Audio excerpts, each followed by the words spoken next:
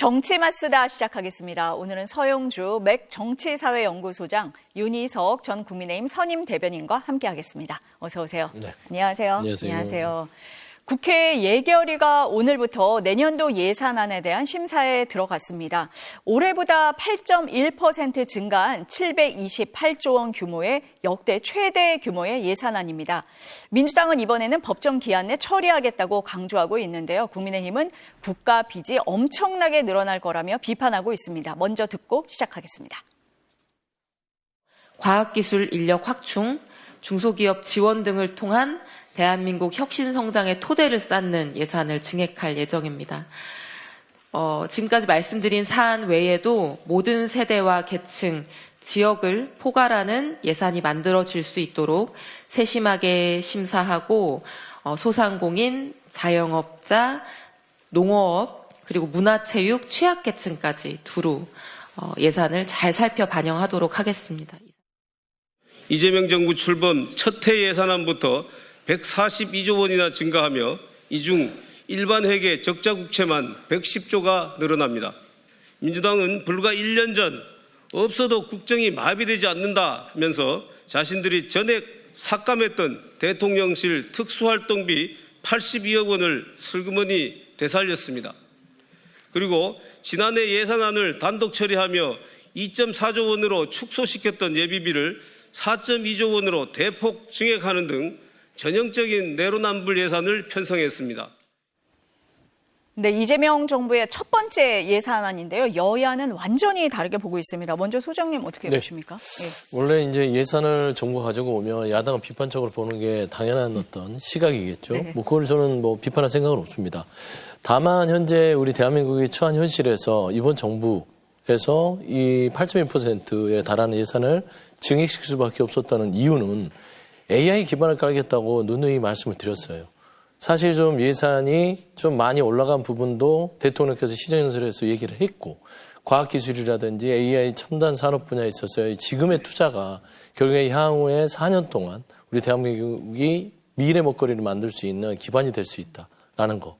그 다음에 최근에 이제 관세 협상 플러스 미국과의 관계에 있어서 방위비, 그다음에 국방비의 증액은 어쩔 수 없는 불가피한 상황이어서 사실 좀 세세하게 예산을 살펴보고 야당 입장에서 삭감할 부분이 있으면 삭감을 하고 의견을 주는 것들 그건 나쁘지 않습니다. 그런데 무작정 이 예산이 많다고 해서 잘못됐다. 그리고 내로남불이다. 그다음에 대통령실에 그 지난번에 영원으로 만들었던 걸 다시 부활시켜서 이건 좀 너무 입장이 다른 거 아니냐 하는데 이건 부대 조건이 있어요. 이 부분에 있어서는 특활비든 이런 대통령실 검찰에 대한 어떤 예산을 원복시킨 거는 이 증빙을 한다는 정부의 약속이 있었기 때문에 이 부분은 복원을 시켰다라고 보시면 될 것 같습니다. 생산적인 곳에 쓰는 예산 아니다라는 전제가 있고 특활비 부활도 어디에 썼는지 증빙을 한다. 그러니까 그걸 보면 된다라는 입장이십니다. 어때요, 대변인님? 예산안 규모가 728조죠. 자막이 782조라고 나와서 제가 깜짝 놀랐습니다. 아, 그랬어요? 그렇게 되면 안 됩니다. 자, 일단 많이 늘었죠. 700조가 넘었습니다, 처음으로. 내역을 보면은 늘릴만한 일도 있고 너무 좀 규모가 많이 큰 거 아니냐는 걱정도 분명 할 수밖에 없는 겁니다, 야당 입장에서는. 예를 들어 국채를 이제 110조 더 발행을 하면 이제 빚이 늘어나는 거잖아요. 국채라는 게 빚 아니겠습니까? 결론적으로는. 재정 건전성 여부를 계속 우리가 생각을 해야 되고 그 기준에 대해서 기축통화국, 미국, 일본 이런 나라하고 우리가 비교하면서 부채비율이 작다. 이런 얘기하는 것은 맞지 않다는 걸 이제 아실 겁니다. 정부에서 또 여당에서 이러한 증액 예산에 대한 방어를 하시기 위해서는 조금 더 세심한 설명이 필요하다고 봐요. 이렇게 늘어도 우리가 재정 건전성 유지하는데 별 문제가 없다라는 전제를 먼저 말씀을 하시고 이 예산이 성립된 그 배경을 말씀하시는 것이 순서라고 봐요. 어느 정부든 돈 많이 써서 두루두루 이소영 간사가 얘기했듯이 여러 분야에 다 돈 쓰고 싶어 합니다. 그런데 제약 조건이 있기 때문에 다 못하는 거잖아요. 우선순위라는 게 있고 여기에 대한 설명이 적으니까 야당 입장에서는 비판을 할 수밖에 없고 아까 이제 82조 2억 원 특활비 부활한 거 이제 부대 조건이 있다 하는데 그럼 지난해에도 부대 조건 달아와라. 너희가 증빙을 할 수 있다면 그 조건 하에 특활비 내주겠다. 왜 그렇게 야당 시절에 민주당은 대응을 안 하셨는지 결론적으로는 불행한 사태까지 이어지긴 했지만 왜 그런 운영의 묘를 그때는 발휘하지 않았는지 너무나 아쉽습니다. 그때 발휘하려고 했는데 불행한 일이 생긴 거예요. 그거는 그렇습니까? 예, 그 팩트입니다. 그래서 네. 우리 그 민주당에서 이 부분을 완전 삭감하는 것들이 좀 불행하니까 한 번 더 의견을 좀 달라. 뭐였냐면 영수증을 좀 보여달라. 세부 증빙. 그 약속을 그 검찰하고 기재부에서 해줬어야 되는데 그 얘기를 하려던 차에 이제 12월 3일이 생겨버렸죠. 예. 하려고는 했었다. 네. 지금 대변인님이 자막 지적을 하셨거든요. 내년도 예산안이 728조 원입니다. 782조 원이면 큰일 난다고 말씀을 하셨거든요. 큰일 나죠. 바꿔주십시오. 네, 자막 수정해 주세요. 네. 그리고 그러면 대변인님 보시기에는 좀 증빙이 되면 특활비는 괜찮은 겁니까? 어떻습니까? 필요하다? 정치적 공세를 위해서 당시에 민주당이 야당에서 거대 야당 입장에서 특활비 전액 삭감 이렇게 감정적으로 나온 거 아니겠어요? 지금 복원했다는 것 자체로 지난해 민주당의 행태는 대단히 부적절했다는 게 드러난 겁니다, 사실은. 그래서 뭐 부대 조건 달았다 이런 얘기는 그 상황을 좀 모면하기 위해서 뭔가 설명을 추구하신 것 같은데 그런 식의 정치는 결국 비난받을 수밖에 없다. 앞으로 의석수만 가지고 정치를 그렇게 거칠고 강하게만 하는 그런 방향은 국민들로부터 지탄받을 것이다. 안 하시기를 바랍니다. 앞으로 뭐 많은 일들이 있겠지만 숫자로 밀어붙이는 것만 안 하셨으면 좋겠어요. 네. 오늘부터 뭐 이제 예산안 심사를 한다고 하니까 아마 대변인 지적하신 이런 부분도 다 이 도마에 오르지 않을까 이런 얘기도 하게 될 것 같습니다. 국회 운영위원회 얘기 좀 해보겠습니다. 오늘 대통령실에 대한 국정감사가 있는데요. 앞서서 잠깐 리포트에서도 보셨지만 시작한 지 얼마 안 돼서 정회가 됐습니다. 지금은 다시 하고 있는데 김현지 대통령실 부속실장 왜 출석 안 했냐라고 얘기를 하면서 인사검증카드 가지고 와라 뭐 이런 얘기가 나왔고 윤석열 정부 당시 대통령실에 근무했던 국민의힘 주진우 의원이 운영위원으로 들어오는 게 맞느냐 이런 공방이 거세게 일었습니다. 그러면서 이제 의원들 간의 몸싸움까지 벌어졌다 뭐 이렇게 지금 전해지고 있는데 네. 어떻게 보고 계십니까? 그러니까 김현지 부속실장이 나왔으면 좋겠다라고 저는 누누이 얘기해 왔는데 안 나온 거는 아쉬우나 오늘 운영위의 이 파행, 그때 배치기까지 하는 모습을 보면서 나왔어도 똑같았겠구나. 김현지 부속실장 앉혀놓고 저런 식으로 고성이 오가고 그다음에 김현지 실장에 대해서 인신공격성 발언을 하고 인사기록 카드 내놔라 뭐 이런 식으로 얘기를 했을 거 아닙니까? 그게 과연 이 운영위의 국감의 취지에 맞느냐? 라는 측면에서는 또 돌이켜보면 차라리 안 나오는 게 낫겠다. 어차피 이리 돼도 파행이고 저리 돼도 파행이면 그런 입장에서는 각자의 당의 입장에 맞게끔 하는 게 낫지 않겠냐 하는 것인데 국민의힘 참 지혜롭지 못한 것 같아요. 사실상 송구석 원내대표하고 이기영 우리 민주당 이 의원하고 부딪히는 모습을 보면 저는 몸을 쓰는 것은 옳지 않다. 그게 무슨 우격다짐 아니더라도 아무리 배치기여도 이기현 의원이 나가는데 송원석 의원이 앞에 서서 뒤돌아서서 방향을 이쪽으로 서서 먼저 부딪히는 걸 제가 봤거든요. 그래서 안 된다. 그러니까 이제 결국에 이제 운영위는요 내용보다는요 배치기 하나 남습니다. 저는 그럴 거라고 봐요. 그러니까 정상적 운영위가 되지는 못할 것 같다. 그래 생각합니다. 오전에 이제 몸싸움 할 때 잠시 정회가 됐다가 회의가 다시 속개가 됐는데 지금 오후 회의는 아직은 속개되지 않았다라는 얘기가 들어오고 있습니다. 어떻게 보셨어요? 네, 일단 이제 오늘은 온 뉴스가 저 상황으로 도배될 걸로 보입니다. 뭐 누가 잘했네 잘못했네를 떠나서 저런 걸로 국민들께 국회 뉴스가 전달된다는 것이 얼마나 부끄러운 일입니까? 다시 반복하기 싫을 정도로 저 상황은 참 보기 싫은 장면이라고 말씀을 드리고요. 김현지라는 분이 결국 안 나왔기 때문에 이런 이제 일들이 더 크게 벌어졌다고 봐야 되겠죠. 나왔으면 민주당한테는 무조건 저는 득이었다고 봅니다. 이런 분위기에서 제대로 질의가 안 될 수 있다는 상황까지 추가를 한다면 김현지라는 사람이 나왔다는 걸로 민주당에서는 얼마든지 정치 공세를 막을 수 있는 방법이 생겼을 거예요. 근데 결국은 안 나왔습니다. 우상호 정무수석이 100% 나온다고 했는데 우상호 정무수석이 참 면이 안 서는 상황이 벌어졌고 이분 앞으로 국정감사 계속 있겠죠. 또 뭐 국정조사도 있을 수 있는 거고요. 계속 이분은 국민들께 이름이 계속 회자가 될 거고 이분의 목소리라도 듣기 위해서 많은 국회의원들은 노력을 할 겁니다. 결국은 나올 수밖에 없다고 생각하는데 지금 이렇게 오늘만 넘긴다고 다 될 일은 아니라고 보고 주진우 의원이 직전 정부에서 대통령실에서 근무했기 때문에 당사자와 비슷하지 않느냐? 아니죠. 정부가 바뀌었습니다. 만약에 주진우 의원이 전 정부에 대한 대통령실 운영에 관련해서 질의를 할 때는 피해주면 되는 거예요. 그 정도면. 그거 누구나 생각할 수 있는 상식적인 얘기인데 국회에서 지금 감정 싸움만 하다가 이런 부분까지도 생각 안 하고 서로 날선 비판만 하는 이 장면은 여야 공히 반성해야 될 부분이라고 생각합니다. 이번 국정감사는 보니까 전 정권 그리고 현 정부에 대해서 다 이렇게 걸쳐서 하다 보니까 여야 공방이 좀 더 거세지는 측면이 있는 거 아닌가. 그래서 좀 정쟁으로 보이는 부분이 있는 건 아닌가 뭐 그런 생각이 들기도 합니다. 그러니까 이제 반반으로 걷었을 때는 사실 윤석열 정부가 더 기간이 길죠.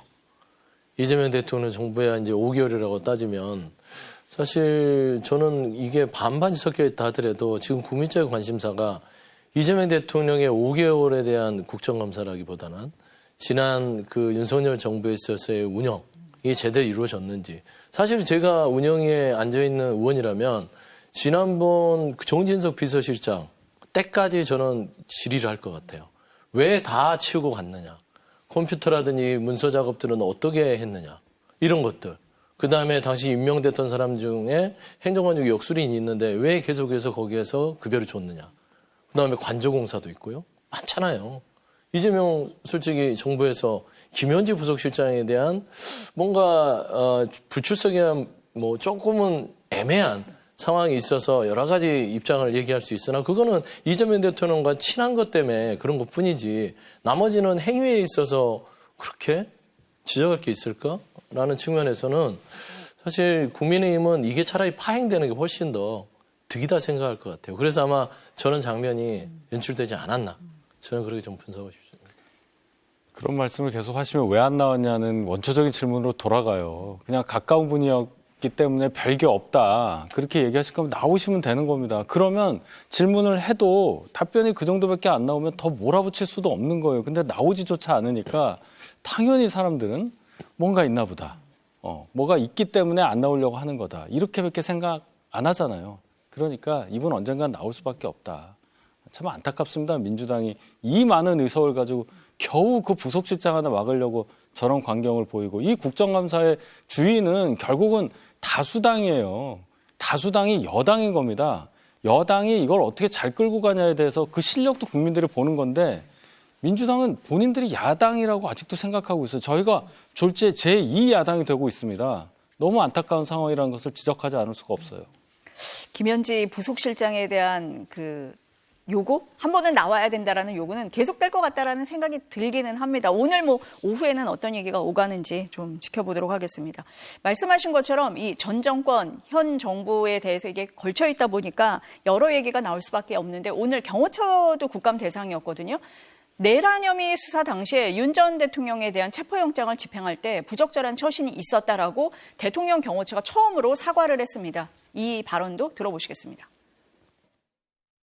작년 비상계엄 상황과 영장 집행 과정에서 발생한 부적절한 처신으로 인해 국가적 혼란과 국민 여러분께 마음의 상처를 안겨드린 점에 대해서 무척 송구스럽게 생각하며 법적 절차를 준수하며 낮은 경호를 실천하는 등 국민의 신뢰를 받는 대통령 경호처로 거듭 태어날 것임을 이 자리를 빌어 약속드립니다.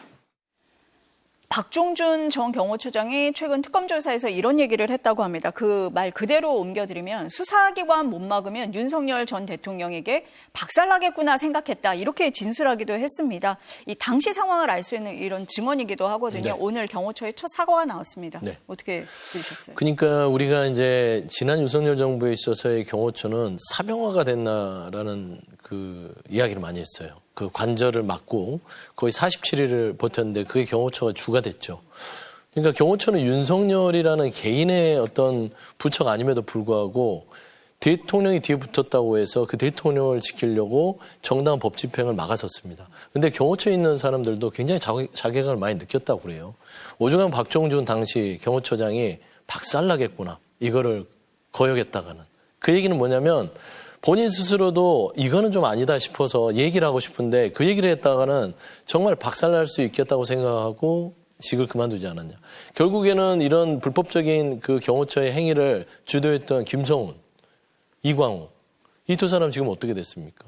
지금은 그 내부에서 연판장에 돌아서 또 내몰린 다음에 면직 처분이 됐고 파면 상황까지 갔지 않습니까?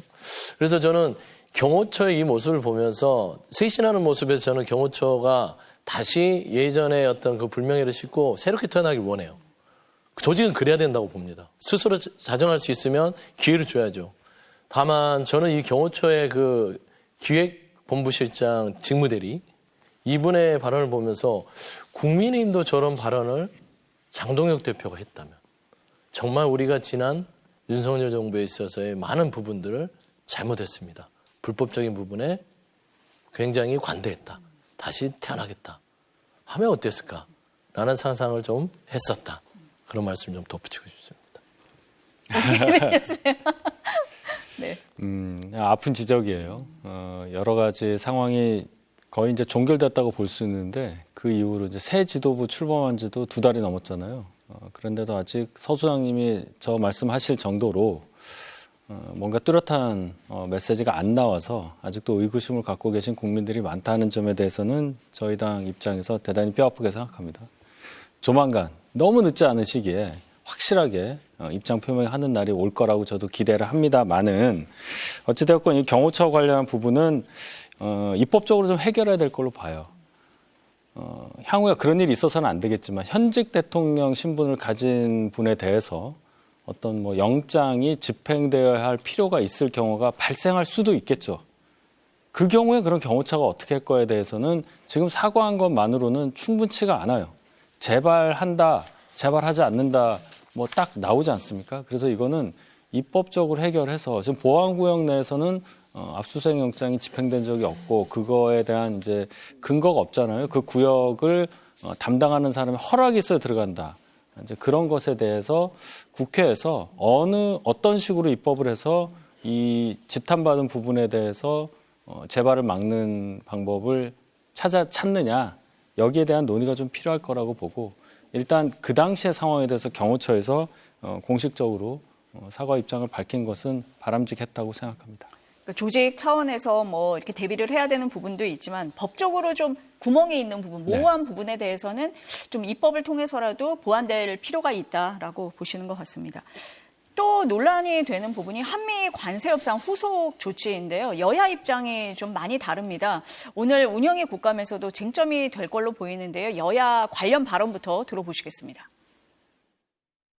혹시 모든 국민의 노후를 지키고 있는 국민연금을 설마 뺏쓰지는 않겠죠. 국민은 요구합니다. 결단코 국민연금을 대미투자 재원으로 활용할 생각은 버리십시오. 대미투자 재원 조달의 구체적 방안과 협상의 전말을 국민 앞에 명명백백하게 밝혀주기 바랍니다. 당연히 헌법 제60조에 따라 국회의 비준 동의 절차를 거쳐야 한다는 점을 다시 한번 강조합니다. 한미 관세 협상은 상호 신뢰에 기반한 양해각서로 국회 비준 동의 대상은 아닙니다. 국민의힘은 구속력이 없어서 국회 비준 대상이 아니라면 3,500억 달러를 미국에 투자하지 않아도 된다는 말이냐라고 했다는데 그간 한국과 미국은 상호 간 신뢰를 바탕으로 또 기반으로 오늘에까지 이르렀습니다. 그 사실을 모르실 리는 없을 것이라 생각합니다. 대미투자특별법의 신속한 입법을 통해서 해당 양해각서의 확실한 이행을 담보하면 될 일입니다. 그 관세 협상 타결된 걸 보면 3,500억 달러를 미국에 투자하는데 그중 2,000억 달러를 현금 투자하기로 했다. 물론 연간 상한은 200억 달러로 제한한다. 이렇게 돼 있습니다. 근데 지금 이제 여야에서 공방을 벌이는 부분이 그럼 그 돈을 어떻게 마련할 거냐라는 게 하나가 있는 것 같고 지금 국민의힘에서는 이거 국회 비준해야 된다라고 얘기를 하고 민주당에서는 입법만으로 가능하다 이렇게 주장을 하는 것 같습니다. 오늘 예결위에 김민석 총리가 출석을 했는데 조약은 비준해야 하지만 관세 협상은 MOU다. 그러니까 입법으로 충분하다라고 얘기를 하고 있거든요. 어떻습니까? 이게 예. 어떤 지금 쟁점이 있는 걸까요? 헌법에는 예. 재정적 부담을 요하는 조약에 대해서 비준한다 이렇게 돼 있어요, 국회가. 그러니까 이게 조약이냐 아니냐 여부에 따라서 경제적 부담을 주는 건 맞으니까요. 재정적 부담을 주는 것은. 조약이 아니니까 비준을 안 해도 된다는 말씀인데 굳이 이거를 조약이 아니기 때문에 비준이 필요 없다고 얘기하는 순간 좀 국민들께서 좀 이상하다고 생각하시지 않겠어요?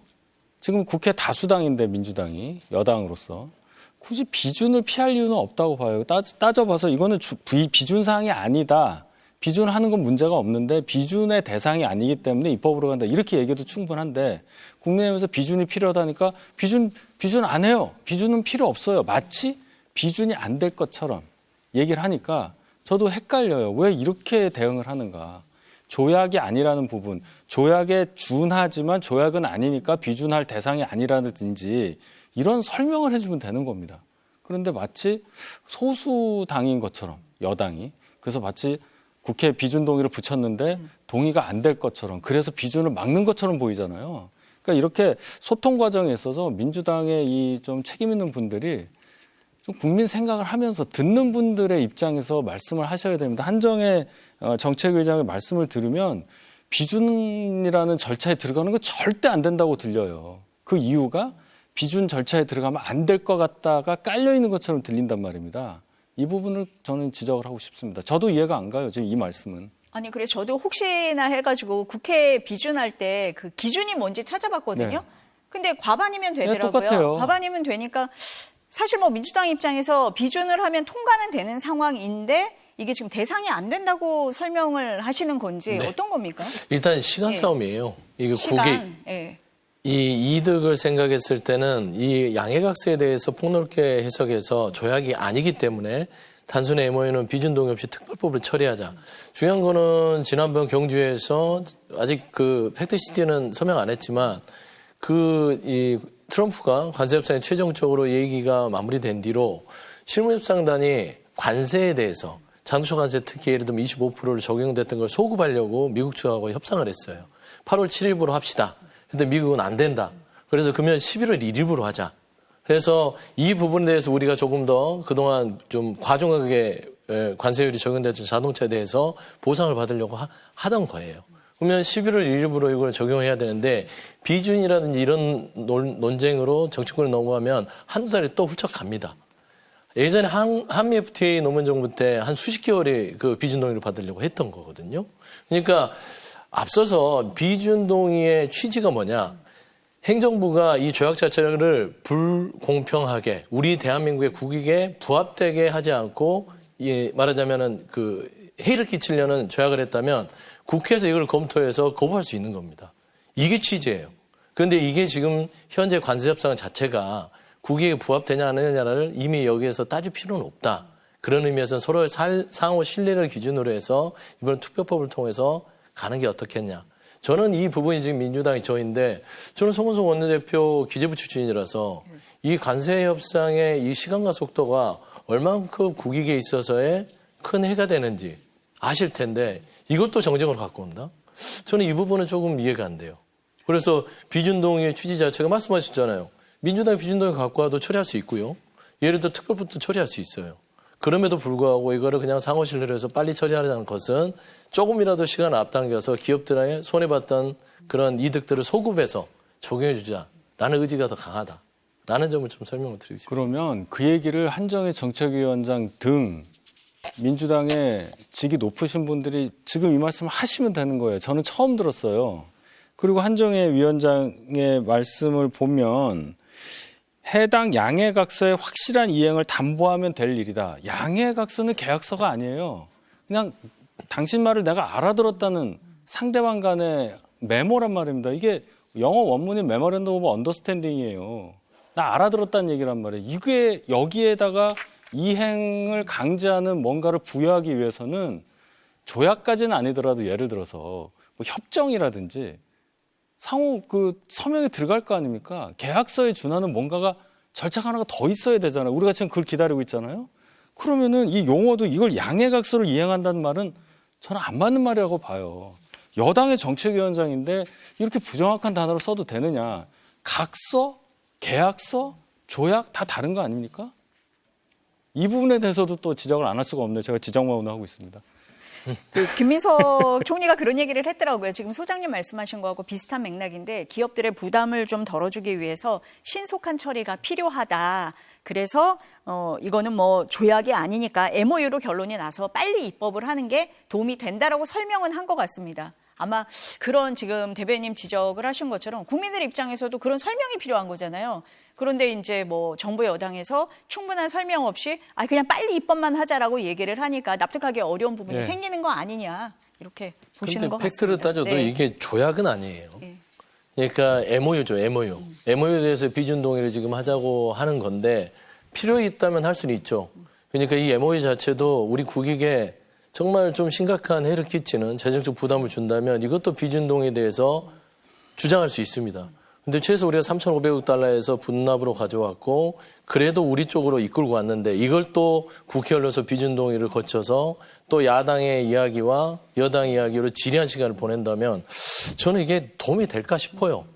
지금 특별법으로 만든다고 했잖아요. 조약은 국내적으로 보면 법률과 동등한 효력을 가져요. 그러니까 아마 특별법으로 만들겠다고 하는 건데 조약이 된다면 미국에서도 조약 비준을 해야 되니까 이게 안 맞는다라고 아마 생각했을 가능성은 있어요. 그런데 세상에 MOU 한 장을 가지고 2천억 달러를 갖다 준다는 게 말이 되냐는 얘기예요. 그러니까 그럼 절차를 하나 더 밟아야 된다.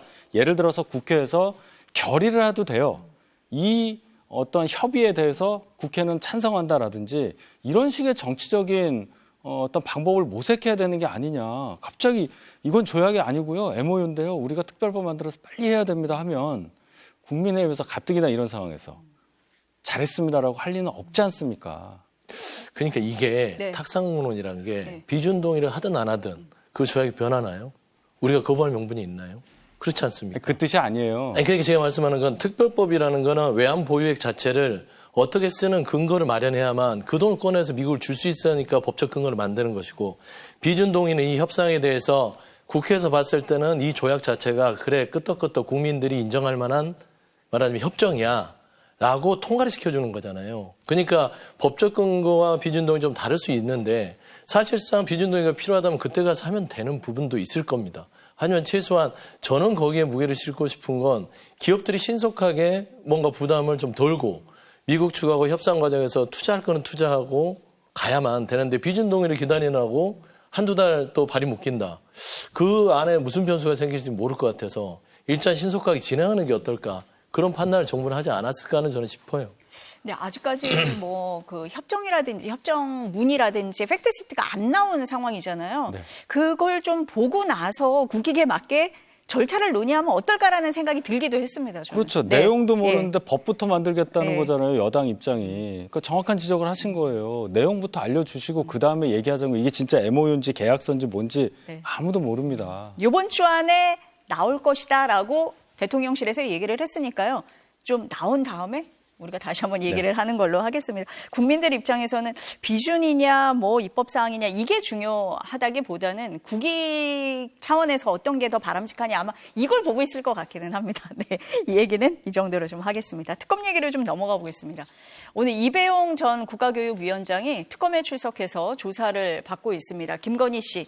윤석열 전 대통령 부부에게 금거북이를 건네고 인사청탁을 했다는 의혹인데요. 출석 장면 짧습니다. 잠깐 보시겠습니다.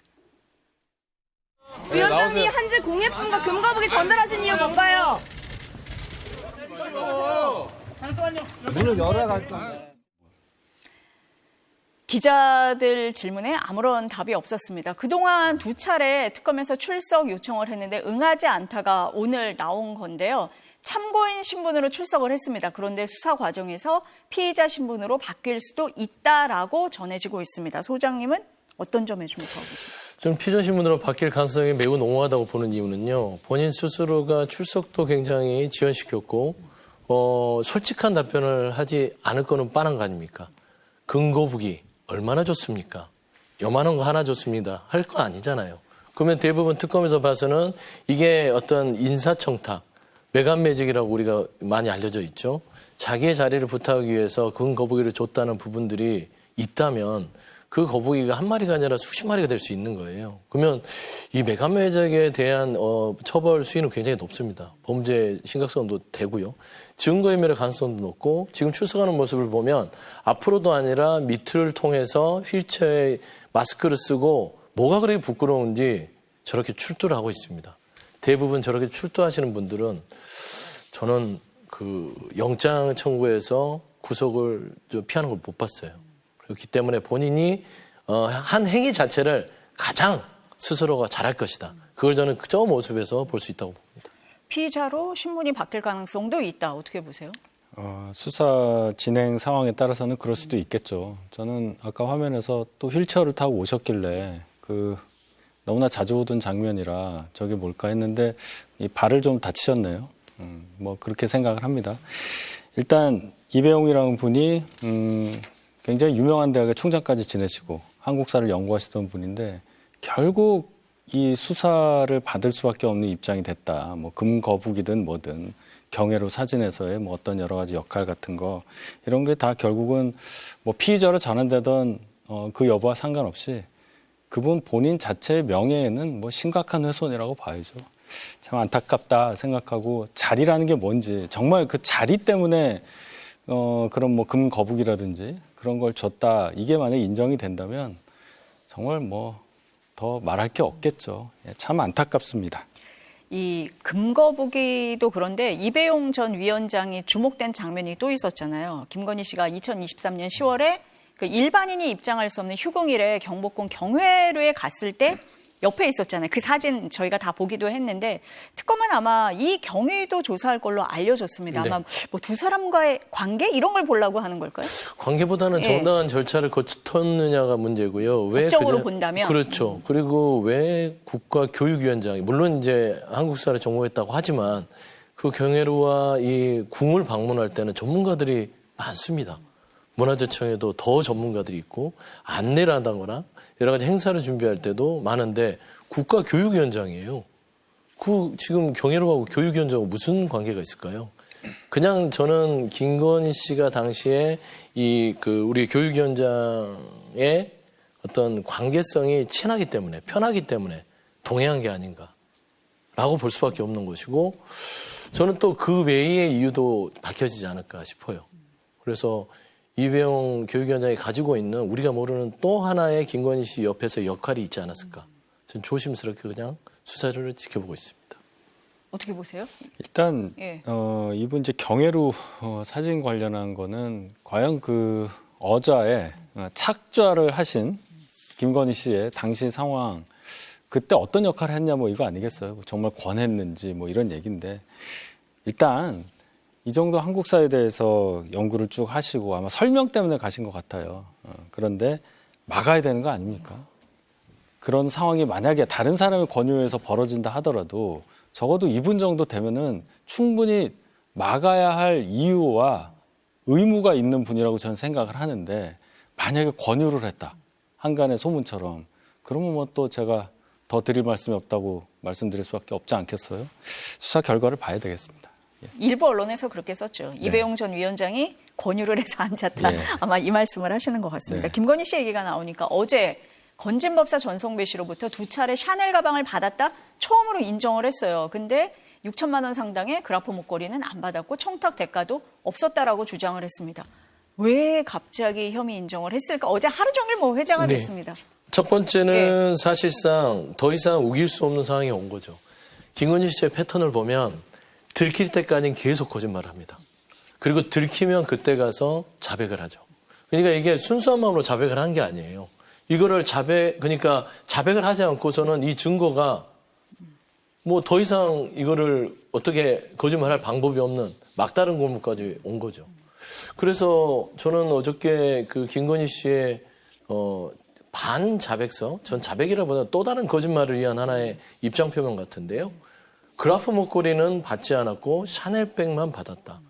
근데 그라프 목걸이는 그 건진법사가 김건희 씨를 줬다가 다시 보관했다고 했기 때문에 두 사람의 어떤 관계만 부인하면 되는데 샤넬백은 중간에 유공록 씨도 있고 매장 직원도 있고 본인도 이걸 받았다가 한 번 이거를 갈아태워서 또 다른 걸 매입했기 때문에 경위가 확실하단 말이에요. 이건 부인할 수가 없죠.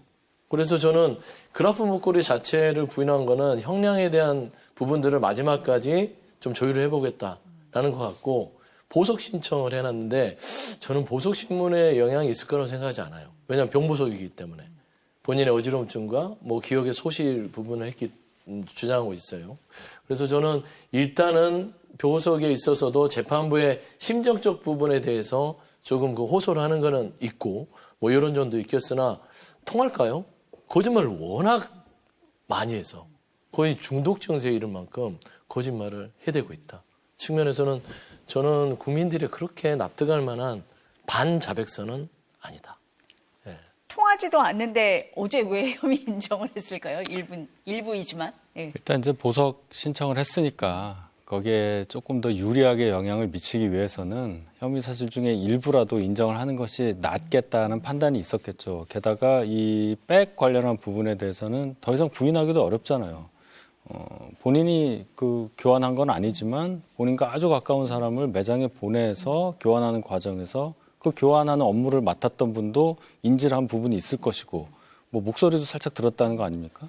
그러니까 더 이상은 이제 부인하기가 어려우니까 이제 그거는 인정하고 또 인정하면서 그 당시의 상황과 여러 가지 부담감 때문에 잘못된 판단을 했다는 것까지 입장을 또 냈어요. 저는 그 부분은 안 하는 게 훨씬 나았을 겁니다.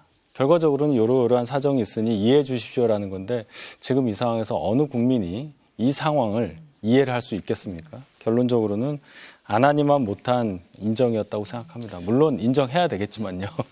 돌이켜보면 저는 희대의 거짓말 중에 하나가 서희건설 반클리프 목걸이에요. 그때 우리가 기억할 거예요. 김건희와 김건희 측에서 어떤 거짓말을 했습니까? 모조품에 몇십 년 전에 홍콩에서 샀고 그러다가 나중에 영장실질심사를 갔다가 거기에서 이제 들통이 났죠. 서희건설 회장이 자수서를 내면서 반클리프 3종 세트를 줬다. 그러니까 그때가 자백하지 않습니까? 이런 패턴이에요. 그러니까 어제 김건희의 이 뭐 무슨 샤넬 2개를 받았고 저기 그라프 목걸이는 안 받았다 하는 것도 어떻게 믿겠습니까? 모조품까지 나와서 거짓말을 했던 분인데. 그래서 저는 그게 재판부에 통할 거라고 생각하지 않는다. 그렇게 생각합니다. 지금 소장님 말씀하신 것처럼 목걸이가 2개가 있잖아요. 하나는 이제 그라프 목걸이 이거 안 받았다고 지금 주장하고 있는 거고 또 하나 지금 이제 서희건설에서 준 거 나토 순방 때 착용을 했던 반클리프 목걸이. 지금 특검에서 나오는 속보를 보니까 이 관련해서 조사를 하겠다라고 하면서 24일 날 나와서 조사받으라고 소환 통보를 했다고 합니다. 그런데 어쨌든 두 분 다 어제 혐의 일부 인정했다고 해서 보석신문 때 통하지는 않을 거다. 이렇게 보시는 것 같습니다. 추경호 원내대표 얘기 좀 해볼게요. 추경호 전 국민의힘 원내대표에 대한 체포동의 요구서가 어제 국회에 제출이 됐습니다. 잠시 제가 속보를 좀 전해드릴게요. 지금 뉴스 속보 보니까 동서발전, 울산발전본부에서 구조물 붕괴 사고가 일어났고 7명이 매몰된 것으로 추정된다라는 속보가 들어와 있는데요. 이후 나오는 소식이 있으면 다시 전해드리도록 하겠습니다. 다시 얘기해 볼게요. 그래서 근데 이제 추경호 의원 같은 경우는 불체포 특권을 포기하겠다라고 했는데 법규에 따른 절차가 진행될 걸로 보입니다. 국민의힘 보니까 당 차원에서 강력 대응하고 있어요. 시정연설도 들어가지 않고 강경 대응을 하는데 보니까 계엄 해제 표결에 적극적이었던 한동훈 전 대표도 이 영장 청구는 부당하다 이렇게 얘기를 하고 있거든요. 당 전체 계파 상관없이 대응하고 있는 것 같아요. 이거는 이제 정치적인 부분과는 별개로 봐야 되는 것이기 때문에 그렇다고 저는 생각을 합니다. 구속영장이 청구돼서 발부가 되는 과정에서는 법적인 판단만이 들어가는 것이죠. 정치적 판단이 아니라. 근데 법적으로 봤을 때 과연 당시의 추경호 원내대표의 행위가 뭔가 국회 계엄 해제 표결을 방해할 의도가 있었다든지 이런 식으로 인정이 될 만한 범법에 가까운 어떤 행위를 했다고 인정될 만한 증거가 없지 않습니까? 정치적으로야 비난할 수 있습니다. 왜 국회에 있었는데도 표결에 참석하지 않았냐 아니면 왜 장소를 자꾸 바꿨느냐 이런 게 있을 수 있는데 그것과 구속영장이 청구될 만한 사유가 있느냐 여부는 전혀 다른 얘기라는 거죠. 그래서 한동훈 전 대표도 당시에 당의 넘버원이고 추경호 원내대표가 넘버2였잖아요. 같이 당을 이끄는 입장에서 어느 정도 입장 표명을 요구하는 그런 목소리도 있었다고 봅니다. 그래서 거기에 대해서 특히나 법 전문가니까 그런 전문가적인 시각으로 이 법적 판단에 대해서 본인 생각을 표명한 거다. 저는 이렇게 이해합니다. 법적인 부분하고 정치적인 부분을 조금 나눠서 보시는 거고 어떻습니까?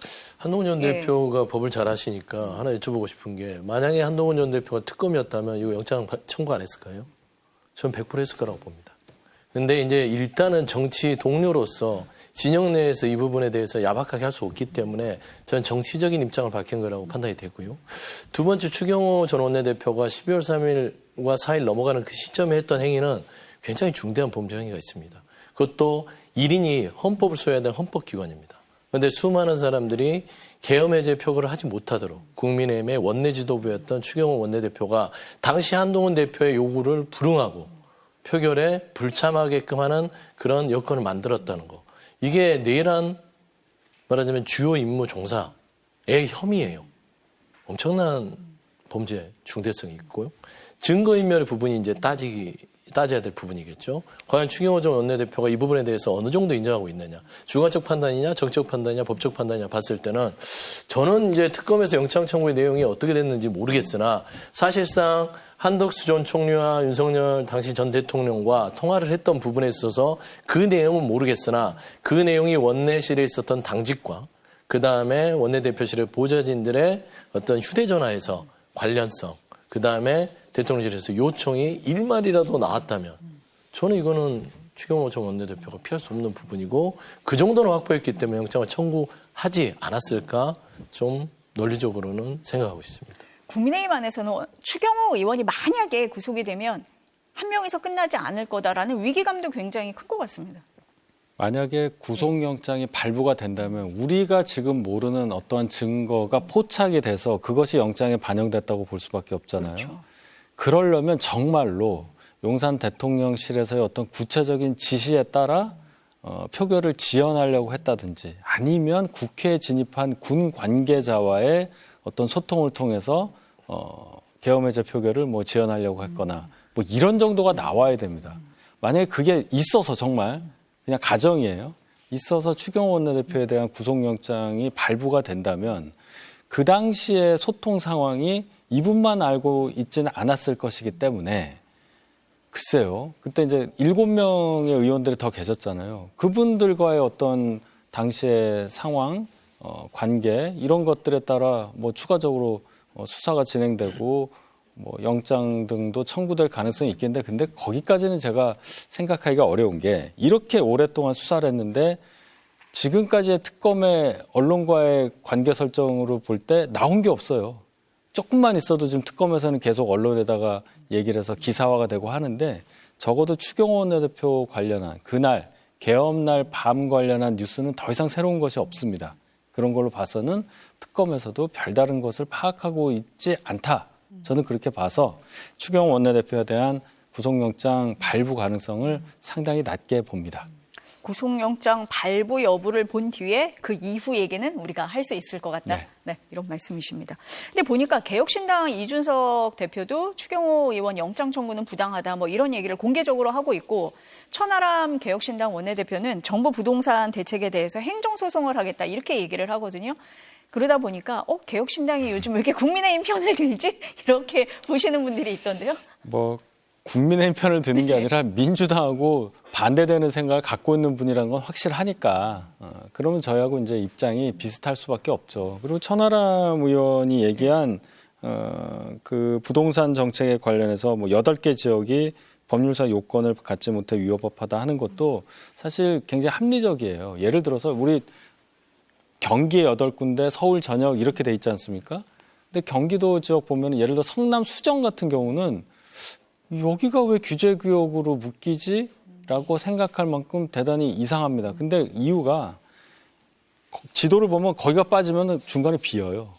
그러니까 한꺼번에 이렇게 묶었다. 그 얘기는 경기도까지 넣은 것은 한 개의 시도에만 해당할 때는 그 시도의 자치단체장이 이걸 결정하지만 2개 이상이면 국가에서 한단 말이에요. 그렇게 하기 위해서 경기도까지 묶은 거다. 아마 여기에 착안해서 천하람 의원이 이제 문제를 제기하는 건데 어쨌든 그런 방향이 저희와 일치할 수 있는 부분이 있기 때문에 하는 거다.